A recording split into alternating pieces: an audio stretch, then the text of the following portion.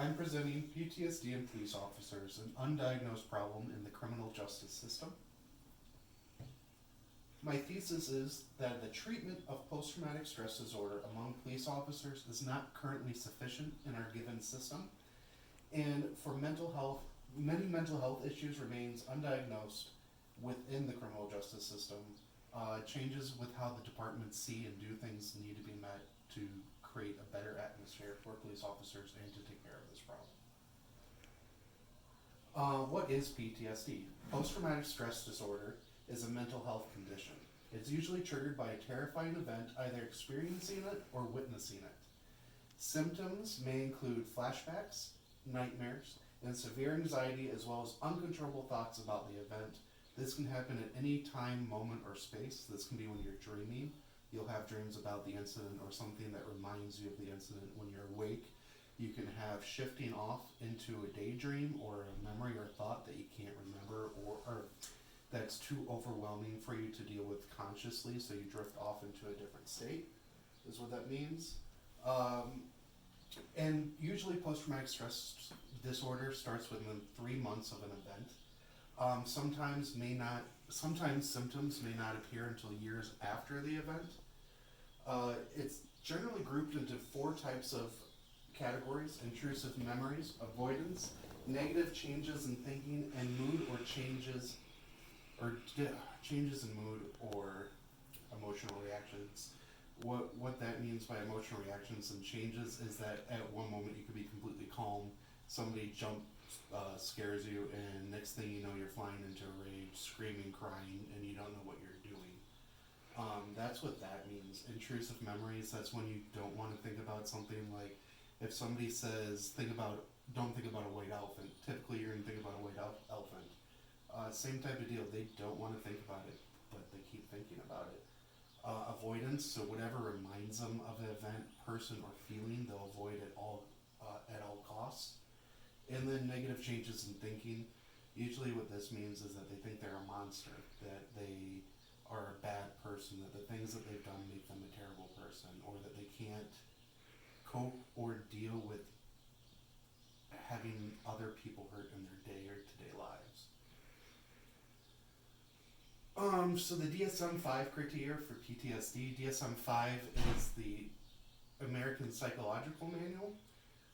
It describes everything in it, from what symptoms need to be met, what it does, what it is, and all of that. So the DSM-5 criteria for PTSD, you need one of these to fall in this category, whether that's direct exposure. Direct exposure means being there firsthand, seeing an incident, talking to somebody, witnessing it happening. Same with the second one. Indirectly learning from somebody close to you. That could also be a situation that's so horrific. So for instance, with police officers, usually they have to see rape cases, they have to see children dying, they have to see the worst in society. And when, let's say, their wife hears about what their day was like, they can also get PTSD from that, because the thoughts or visuals are so overwhelming for someone's brain that they can't comprehend, and they can also get it. Repeated or extreme indirect exposure to aversive details of the event. So what that means is that you could have one thing happen, then another thing happen, and then another thing to reinforce. And usually this is gained in professional duties generally. So with that would be military veterans, that would be police officers, that would be EMT, that would be paramedics, dispatchers, hospital workers. I mean, the list is on and on. But usually it's also, if it's collecting body parts or something severe and violent, is usually what activates this.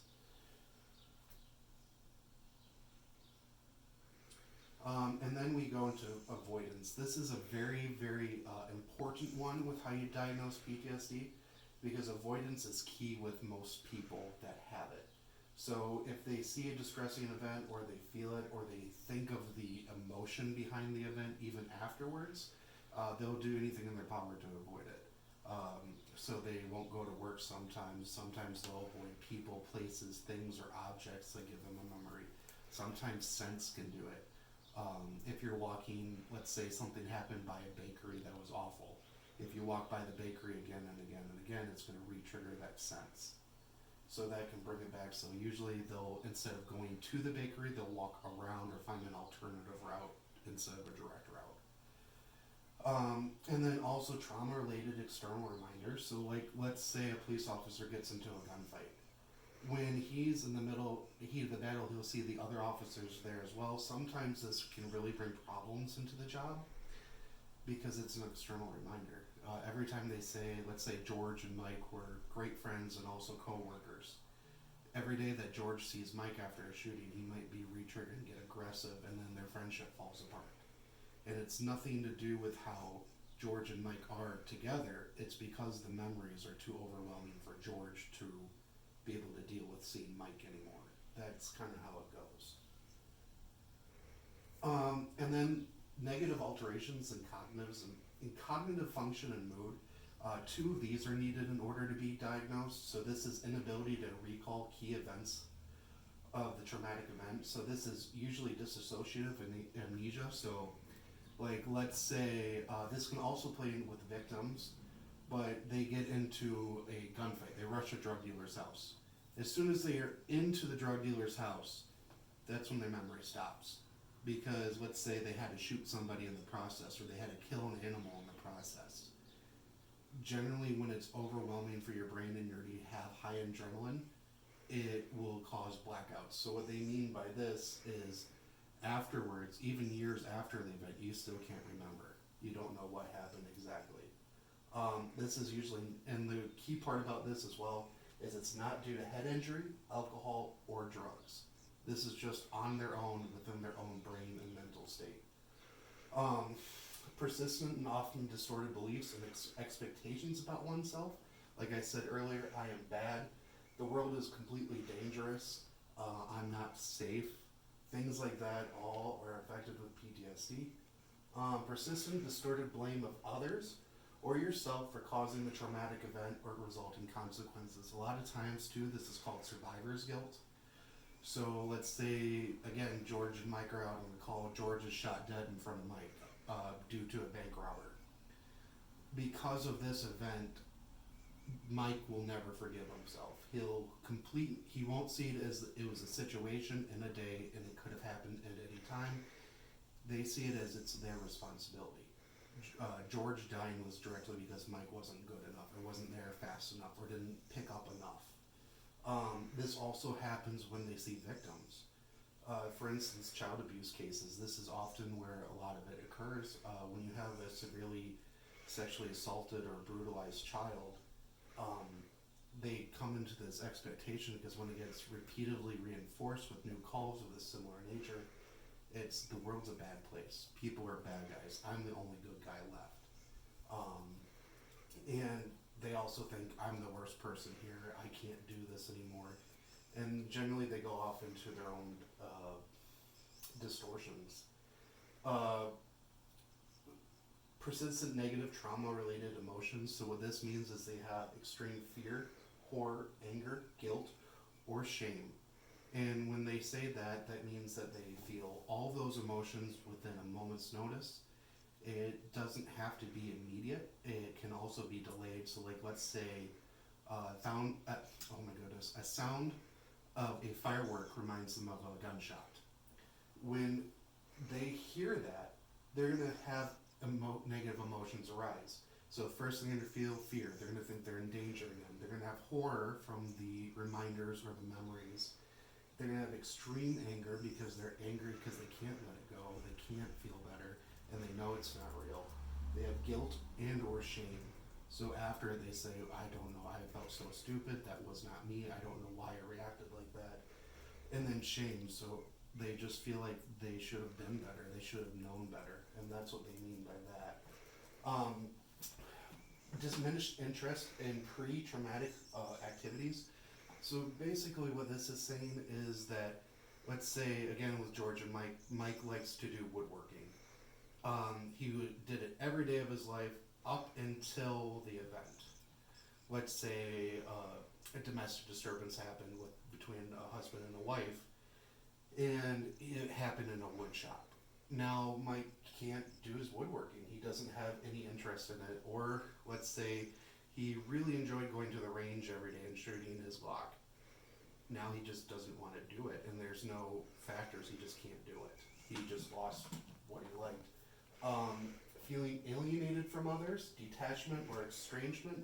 So what that means is, again, like Mike and George were really close. They were good people, and then Mike saw something happen, and now he can't be friends with George because they have to detach themselves, not feel responsible, and try to deal with the trauma.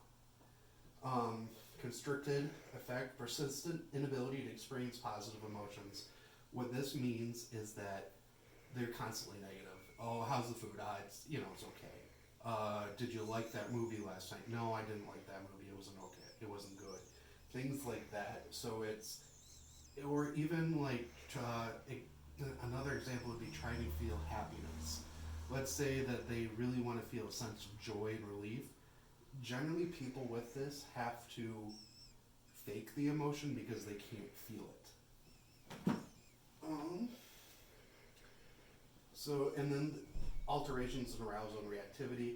So what this means is that if they're jumped or if something happens that they weren't expecting, it can cause arousal or it can cause extreme reactivity. This can happen when they're asleep, when they're thinking about something spaced out.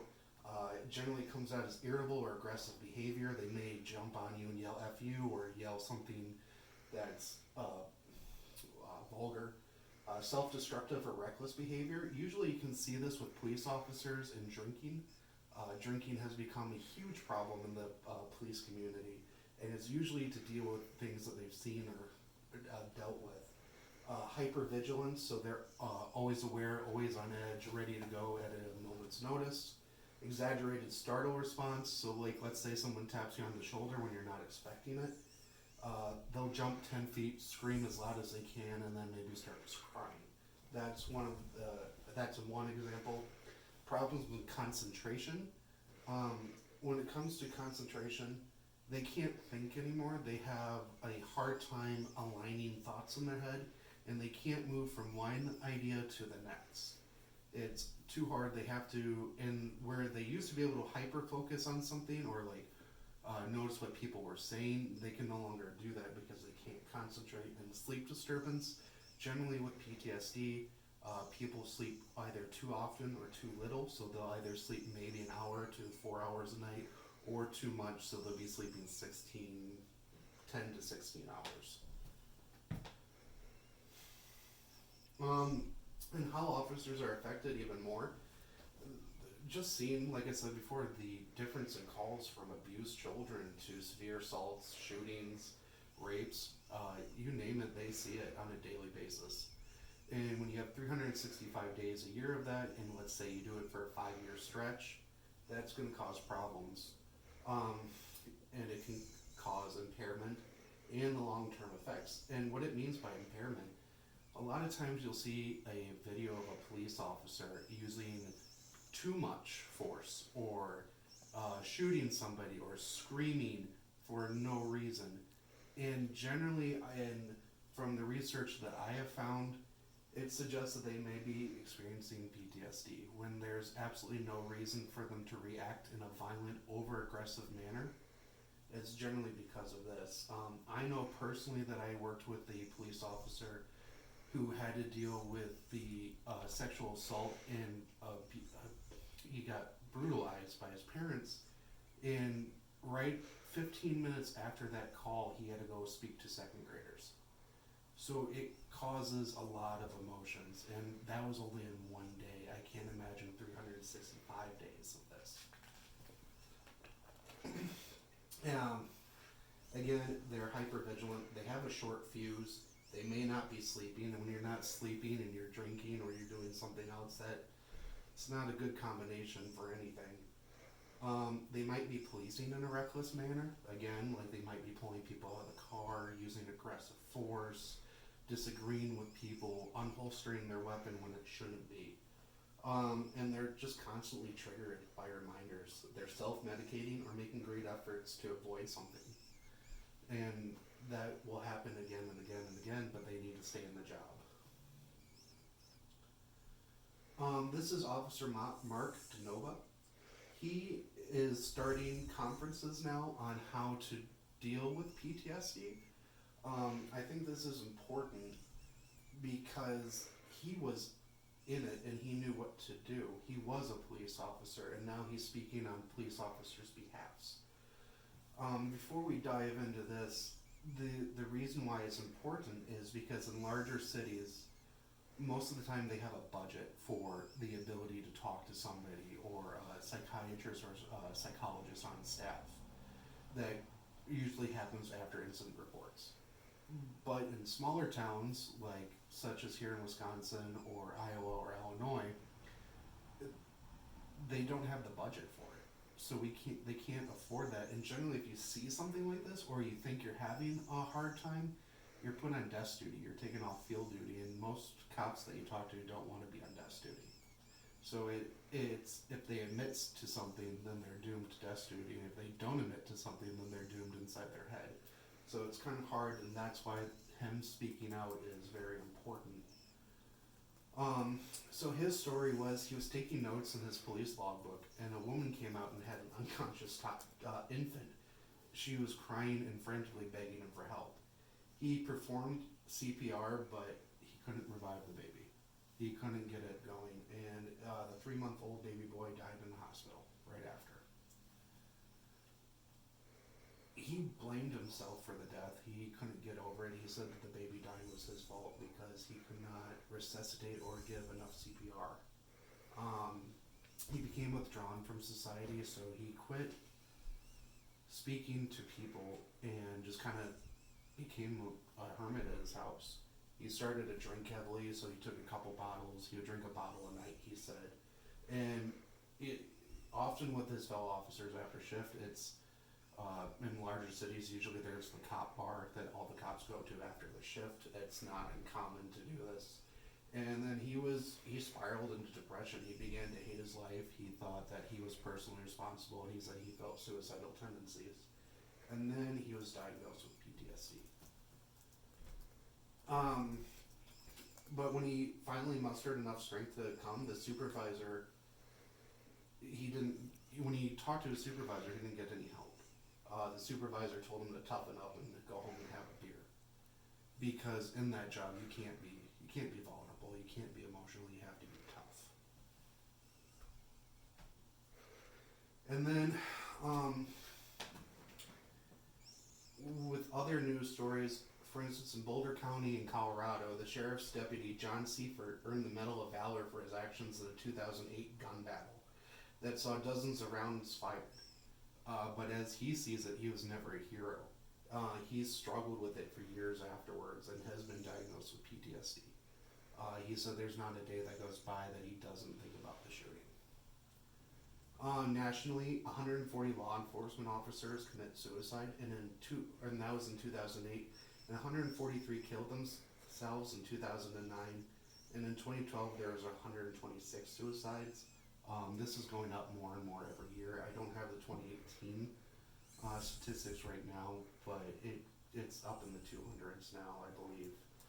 And the number one killer of police nationwide, firefighters, for instance, it's cancer. Police, it's suicide. Police are number one affected for suicide.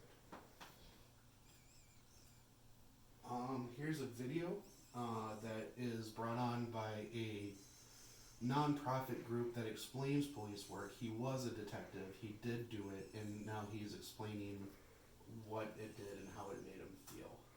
Oops.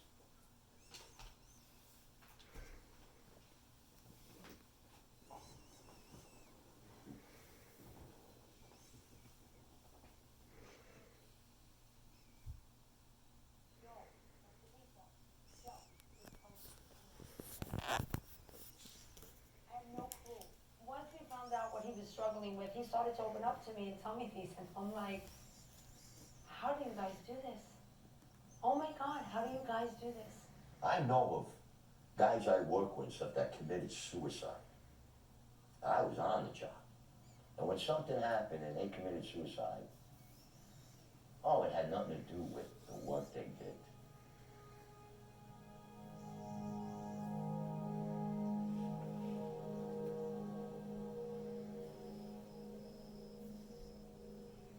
I had some major traumatic incidents in my life. When I pick up that kid that just got killed on the highway, dies in my hands, or the mother's in the hospital with the father right now because they got hurt too, who has to go in the hospital and tell them? Your 6-year-old kid just got killed. Can they get died? Who? Me. So I picking a kid up off the street dead. Now I gotta go and tell the parents. I get emotional now, but before, do it quick. Hey Pete, your son died too in the accident, sorry about that, and look at him. Come on. They gotta shrug it off, push it down, and keep going. And keep going. So this is, and then eventually, they can't keep it down anymore. I tried help from every other avenue and didn't get it. And yet I was still having them slide projectors. Yet I was still having the craving to go get drunk. Yes, still having the craving to use drugs, use the prescription drugs and illegal drugs. And I'm gonna be honest, as I sit here, through the TM, it's all gone away.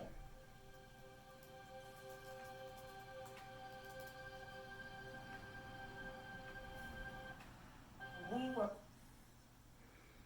Little Red Riding Hood.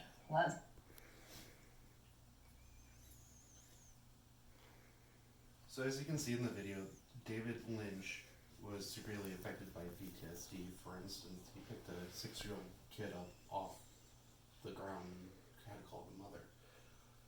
That's the type of scenario that we're talking about to develop PTSD and why it's such a problem. I can't imagine having to do that once in my life, let alone do it maybe 5-6 times a year. So when you have that kind of negative emotion, negative memory associated with it, and it keeps getting reinforced and reinforced, eventually you grow numb. And that's what he was talking about, where he said he could snap in a moment's notice. He grew emotionally distant and numb. And that's one of the criteria as well. And unfortunately, there's not a lot of current programs for police officers. If you are struggling with PTSD, there's 4 places, 5 places that you can go to, and that's it. Other than within department resources. But if you want a third party or a nonprofit to help you, good luck. You got these guys and that's it. Maybe aside from the crisis hotline. But these are the ones that are specifically developed for them. So you have treatment centers for first responders. Usually this is in bigger cities. It's foundation funded or it's nonprofit driven. You have department counselors, but again, the rural areas, they don't have enough budget or money to do it.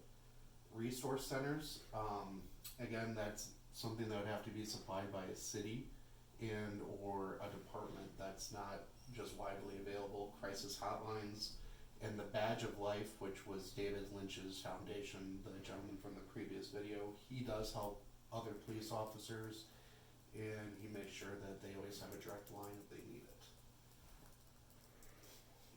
In recent developments, 2018, Congress enacted the Law Enforcement Mental Health and Wellness Act.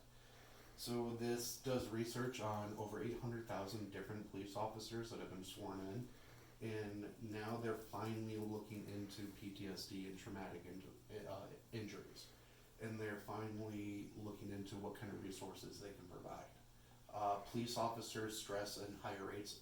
They also have higher rates of heart disease, divorce, sick days taken, alcohol abuse, major psychological illnesses.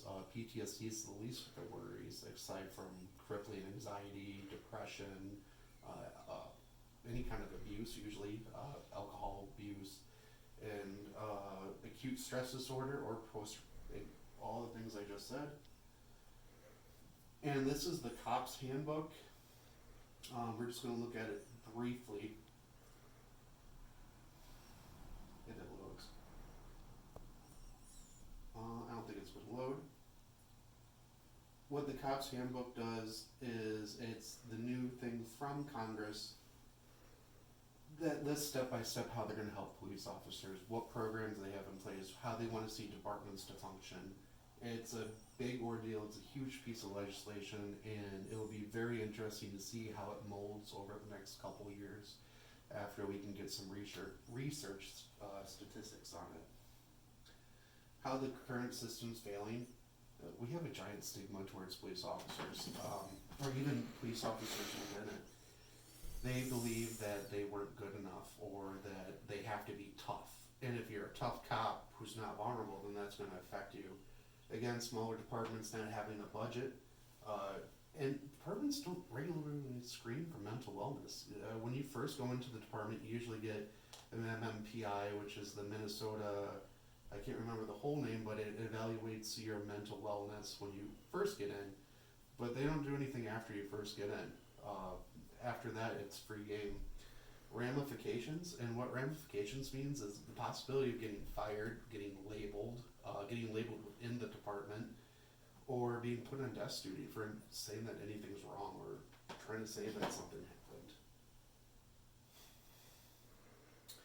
The ideal system, in my opinion, would be quarterly mental wellness checks to police officers. I don't think this is too far outside the reach. Every year, about every 12 months, police officers have to requalify for handguns and long guns. So they could do a mental wellness check at the same time when they're qualifying. Providing department resources to help with mental stress.